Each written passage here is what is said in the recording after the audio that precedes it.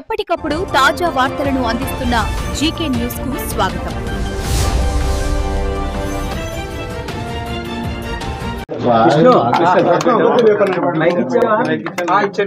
అందరికీ నమస్తే అండి. గంధం దుర్గ కొండలరావు అనే అతను రాజవోలు గ్రామం రాజమండ్రికి చెందిన అతని యొక్క ఫాదర్ వెంకట సత్యనారాయణ గారు అమలాపురంలో 1995లో ఒక 15 సెంట్స్ స్థలం కొన్నారు. ఆ తర్వాత వాళ్ళ నాన్నగారు అనారోగ్యం కారణాల వల్ల ఆ స్థలాన్ని అమ్మదలుచుకున్నారు. ఈ క్రమంలో ఆ స్థలం అమ్మడానికి ఒక ఎఫ్లైన్ సర్వే కావాలనేసి అడిగారు. కాబట్టి ఎఫ్లైన్ సర్వే చేయించడానికి ఎంఆర్ఓ ఆఫీస్ని అప్రోచ్ అయ్యారు ఈ కంప్లైనెంట్. ఈ సర్వే చేయడానికి ఇనీషియల్గా ఎంఆర్ఓ గారు 1 lakh డిమాండ్ చేశారు.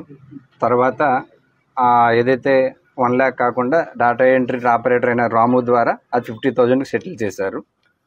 ఆ తర్వాత ఎవరైతే ఈ కంప్లైనెంట్కి బ్రైబ్ అమౌంట్ డిమాండ్ అతనికి ఇష్టం లేక వాళ్ళు ఏసీబీ పీపుల్ని అప్రోచ్ అయ్యారు. ఏసీబీ వాళ్ళని ఈరోజు ఏదైతే 50,000 బ్రైబ్ అమౌంట్ ఉందో అది ఎంఆర్ఓ ఆఫీస్ ఎంఆర్ఓ అమలాపురం ఆఫీస్లో ఈ కంప్లైంట్ నుంచి తీసుకుంటూ ఉండగా మేము 50,000 అమౌంట్ని రికవరీ చేయడం జరిగింది.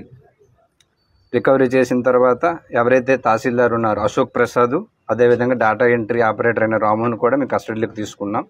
ఈ 50,000 అమౌంట్తో పాటు అన్అకౌంటెడ్ క్యాష్ 5,88,500 కూడా మేము ఎంఆర్ఓ ఆఫీస్ నుంచి రికవరీ చేశాము. ఈ ఫర్దర్గా వీళ్ళిద్దరినీ కూడా జ్యుడిషియల్ రిమాండ్కి పంపడం జరుగుతుంది. పీపుల్ అందరికీ రిక్వెస్ట్ ఏంటంటే ఎవరైనా సరే గవర్నమెంట్ సర్వెంట్స్ మిమ్మల్ని బ్రైబ్ అమౌంట్ డిమాండ్ చేస్తే ఏసీబీ పీపుల్ని అప్రోచ్ అవ్వాల్సిందిగా మీ అందరికీ కూడా రిక్వెస్ట్ చేస్తున్నానండి. Thank you.